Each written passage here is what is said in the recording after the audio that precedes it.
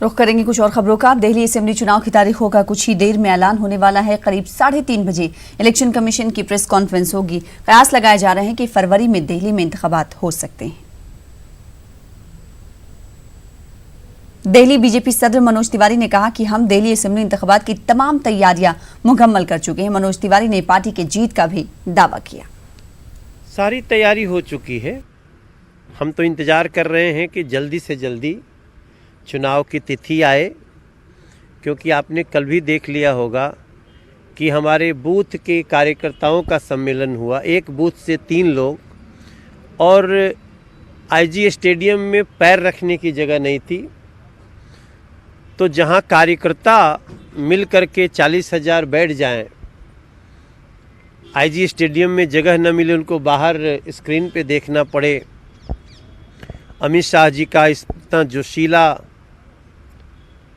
जो स्पीच है वो ले करके घर घर गए हैं, और अमित शाह जी स्वयं गलियों में घूम करके अभियान कर दिया है, उस श्री गणेश कर दिया उस अभियान का, जो घर घर जाएंगे। भारतीय जनता पार्टी के कार्यकर्ता घर घर जाएंगे, नरेंद्र मोदी जी के सारे किए हुए कार्य को बताएंगे, और दिल्ली के साथ जो दिल्ली सरकार के आम आदमी पार्टी ने छल किया है, पीछे जो 15 साल कांग्रेस ने रोता तड़पता छोड़ दिया दिल्ली को, उसका पर्दाफाश करेंगे। जेएनयू हिंसा की अगर बात करें, लगातार उस पर राजनीतिक रंग चढ़ता आ रहा है। देखिए, आम आदमी पार्टी को पता चल गया है कि अब उसकी दिल्ली के दिल में कोई जगह नहीं है। कांग्रेस को पहले से पता है कि हम तो जनादेश दे करके हमको देश के लोगों ने एकदम ऐसा कर दिया कि रीजनल पार्टियों से भी छोटे आ गए। तो इनकी बौखलाहट, हार की बौखलाहट, जनाधार विहीन होने की बौखलाहट, ये लोग छात्रों में सड़कों पे हिंसा करा रहे हैं। दिल्ली और देश देख रहा है। और मैं आपको बता दूं कि ये लोग जो आका लोग इनके जो पीछे हो करके छात्रों को भ्रमित करके हिंसा करा रहे हैं ना, इनको ऐसी सबक सिखाई जाएगी कि इनकी 7 पुश्तें याद रखें। सामूहिक रूप से लोगों को भारतीय जनता पार्टी के कमल को चुनने की प्रार्थना कर रहे हैं, और सबको पता है बीजेपी जो कहती है वो करती है। हमारा वादा है साफ पानी का, हमारा वादा है स्वच्छ हवा का, स्वच्छ पर्यावरण का, प्रदूषण मुक्त दिल्ली का। हमारा वादा है, कल आपने सुना होगा अमित शाह जी को, रिवर फ्रंट ऑन जमुना। पहली बार ये गृह मंत्री किसी होम मिनिस्टर के मुख से आया है। अब दिल्ली तैयार हो जाए यमुना किनारे सैर करने के लिए, और एक ऐसी यमुना का जल जिसमें कोई भी नाला नहीं मिलेगा, नालों की अलग नहर होगी, और रिवर फ्रंट के बाद यमुना ऐसी स्वच्छ होगी कि उस पानी को हम और क्लीन करके लोगों को पिलाएंगे, और हिमालय से आने वाला जो जल है उसी को संरक्षित करके दिल्ली को एक ऐसी जगह बनाएंगे जहां दुनिया भर से लोग वैसे ही आएंगे जैसे सरदार सरोवर डैम पे आजकल जा रहे हैं।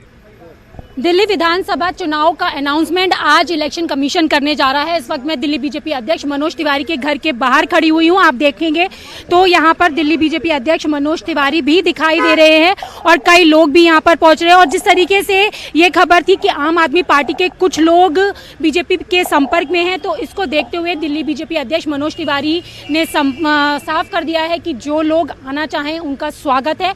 और अब इंतजार है चुनाव की तारीखों का। 3:30 बजे इलेक्शन कमीशन चुनावों की तारीख का ऐलान करेगा। और इसके साथ ही तैयारियों की बात करें तो दिल्ली बीजेपी अध्यक्ष मनोज तिवारी ने यह भी साफ कर दिया है कि हमारी तैयारियां पूरी है, और इस बार दिल्ली में 21 साल का वनवास जरूर खत्म होगा। कैमरा पर्सन रमेश रत्नाकर के साथ रचना, न्यूज़ 18 दिल्ली। से प्रयाग में माघ मेला शुरू होने जा रहा है। मेले की तैयारी जारी है। मुल्क भर से यात्रियों की आमद का सिलसिला भी शुरू हो चुका है। कश्मीर से भी यात्री प्रयागराज पहुंच रहे हैं। हमारे नुमाइंदे सर्वेश दुबे ने कश्मीरी श्रद्धालुओं से खुसूसी बातचीत की। तीर्थराज प्रयाग में दिव्य और भव्य कुंभ के आयोजन के बाद पूरे देश से यहां पर श्रद्धालु पहुंच रहे हैं। संगम की रेती पर 10 जनवरी से माघ मेले की शुरुआत होगी, लेकिन उसके पहले ही यहां पर देश के कोने कोने से श्रद्धालु यहां पर पहुंच रहे हैं। और कुछ श्रद्धालु यहां पर पहुंचे हैं जो जम्मू से आए हैं, और जम्मू कश्मीर में धारा 370 हटाए जाने के बाद ये पहला मौका है जबकि यहाँ पर माघ मेले का आयोजन हो रहा है और बड़ी संख्या में जो श्रद्धालु हैं वहाँ से पहुँचे हैं। और धारा 370 हटाए जाने के बाद किस तरह से वहाँ के लोग महसूस कर रहे हैं और अपने आप को पूरे देश में जो है शामिल महसूस कर रहे हैं और वहाँ के क्या हालात हैं, कुछ लोगों से हम बातचीत करेंगे। ये बताइए कि धारा 370 अब हट चुकी है, क्या हालात हैं जम्मू के, और अब आप लोग वहाँ से बाहर निकलकर जब देश के दूसरे हिस्सों में आ रहे हैं तो कैसा महसूस करते हैं? जम्मू में काफ़ी पीसफुल है, पहले से ज़्यादा अच्छा है। मोदी जी के राज में काफ़ी अच्छा डेवलपमेंट के भी काम चल रहे हैं। 370 टूटने के बाद जिस प्रकार से हम यहाँ पूरा ग्रुप यहाँ पे आया है तो हमें यही महसूस हो रहा है कि वहाँ पे और यहाँ के हालात सेम है। हम काफ़ी इंजॉय कर रहे हैं और काफ़ी अच्छा लग रहा है। जी, तो निश्चित तौर पर संगम नगरी जो लोग पहुंचे हैं जम्मू से, उनका ये कहना है कि अब पहले से ज़्यादा अच्छा लग रहा है। बच्चे भी यहाँ पर हैं कि अब धार्मिक यात्रा पर इन श्रद्धालुओं का ये दल निकला है जो कि गंगा सागर और काशी होते हुए संगम नगरी प्रयागराज पहुंचा है। कैमरा पर्सन संजीव मिश्रा के साथ सर्वेश दुबे, न्यूज़ 18 प्रयागराज। फिलहाल इसी के साथ रुकेंगे छोटे से ब्रेक के लिए, कुछ और खबरों के साथ जल्द लौटेंगे।